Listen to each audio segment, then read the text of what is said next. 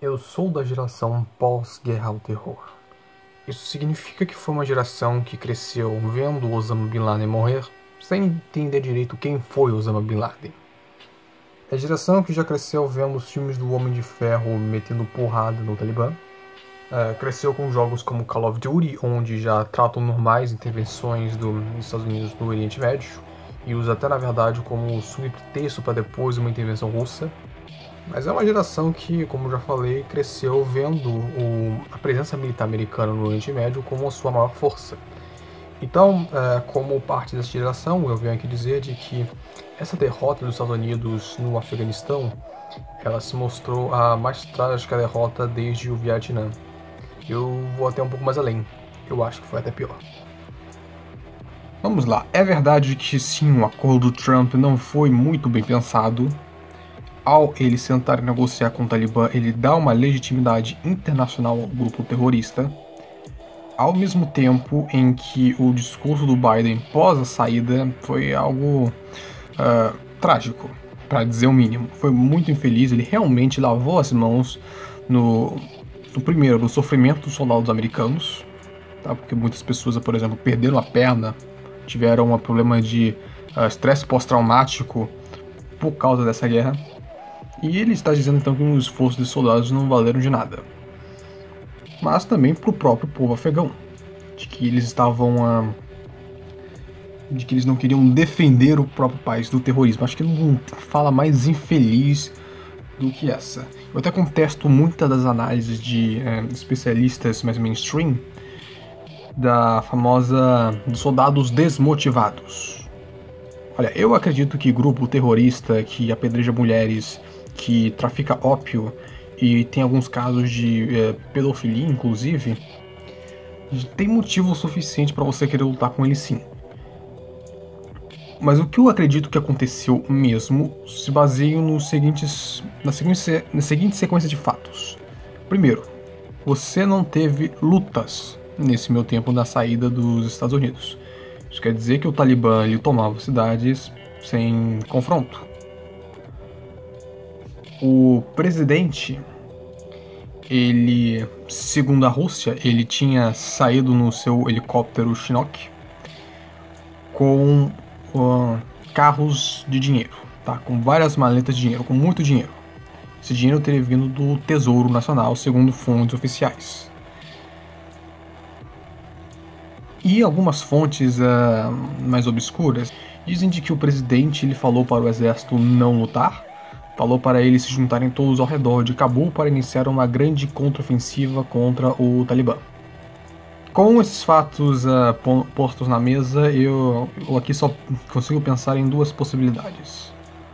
Este é o líder mais covarde do mundo, em que simplesmente abandonou o seu país.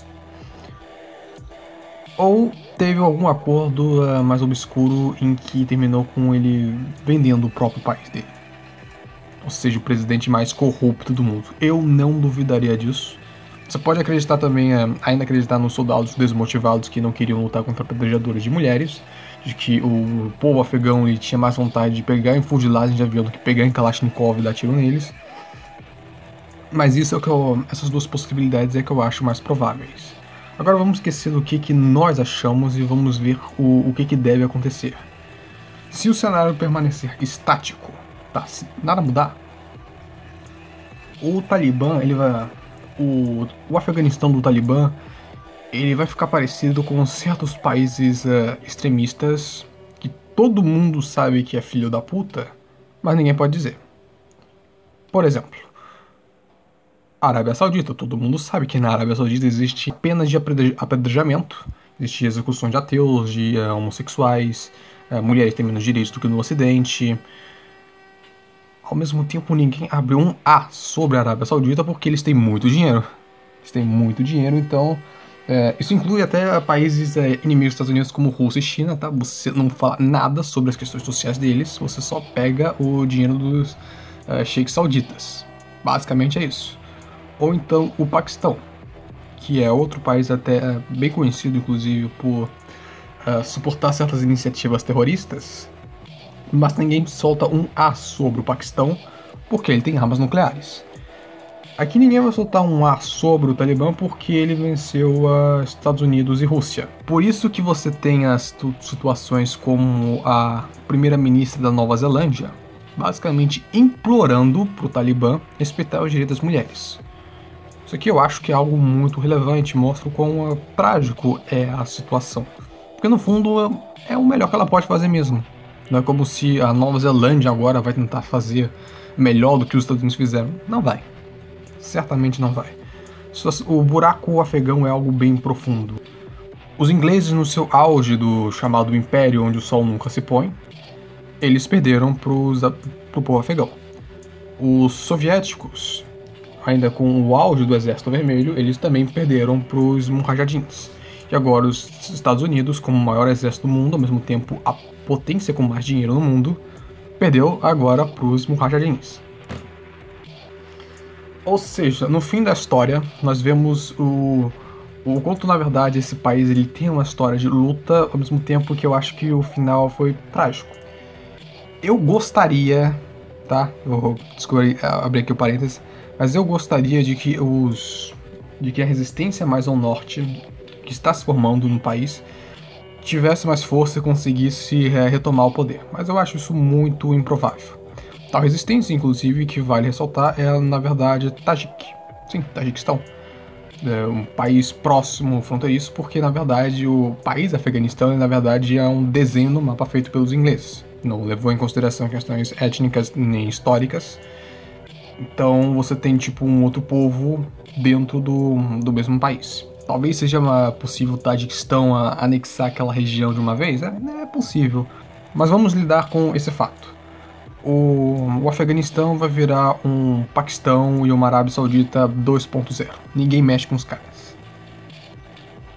Vamos pensar agora alguns cenários de mudança que poderiam ser interessantes. A China foi o primeiro país a reconhecer a República Islâmica do Afeganistão. Não sei que nome formal eles vão utilizar, mas a razão dos chineses fazerem isso é basicamente o Talibã não intervir na China, onde está tendo o genocídio dos uigures, tal como seus campos de concentração. O que eu acho que não é lá a melhor das apostas, porque por mais que o Talibã vai precisar do dinheiro internacional para tentar manter seu regime,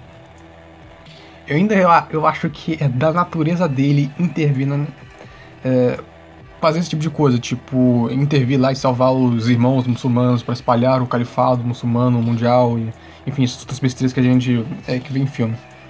Eu tô ligado que o Talibã tem essa característica de tentar ser mais ao próprio do Afeganistão, tá? Não é tipo um Estado Islâmico como Al-Qaeda.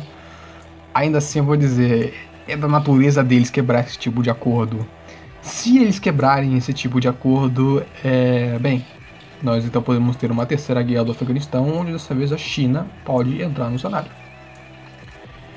E eu vou dizer aqui que eu tenho muitas curiosidades para saber o quão profissional é o exército chinês, ver se esses soldados são bons mesmos ou se eles só conseguem atirar em otaku louzeiro de Hong Kong.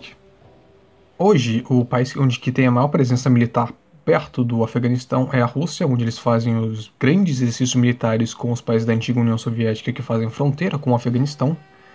Um recado claro, não preciso comentar muito sobre.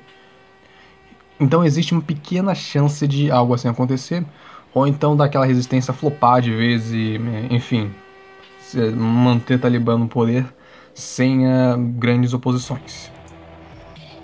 Um outro cenário que talvez aconteça seria o retorno dos Estados Unidos, mas dessa vez no governo Trump. Porque se o Trump ele souber utilizar bem essa queda, ele talvez possa conseguir sua reeleição. Isso aqui é algo que eu consideraria meio improvável, já que eu já não aposto mais no Trump como figura política relevante. Digo que, tipo, da sua possibilidade de ser presidenciável mais uma vez. Mas é algo que podemos levar em consideração.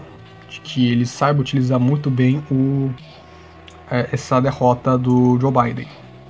Ainda que ele tenha sua parcela de culpa fazendo aquele acordo meia boca com o Talibã, onde basicamente era só uma promessa deles não atacarem os americanos, independente do que acontecesse com os afegãos. Realmente foi algo trágico por parte dele, mas acontece que o Biden realmente fez um discurso tão lamentável, tão lastimável, que eu não duvido que a versão dele acaba se sobressaindo. Né? o mais recente é o que vale. Seria no... Agora, isso poderia ser facilmente evitado se empichassem o Joe Biden.